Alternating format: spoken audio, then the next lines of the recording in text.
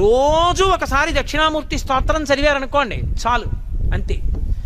ఆడవనివ్వండి, మగనివ్వండి, పిల్లలవనివ్వండి, ప్రయోజకులు అవుతారు, చక్కగా ఉంటారు.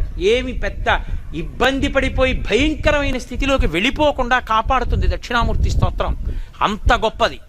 దక్షిణామూర్తి దక్షిణాన్ని ఎందుకు చూస్తాడంటే ఆయన మృత్యుంజయుడు. ఆయన ఉత్తరాన్ని కూర్చుని దక్షిణాన్ని చూస్తాడు. మృత్యువును గూర్చినటువంటి భయము లేనివాడు ఆయన.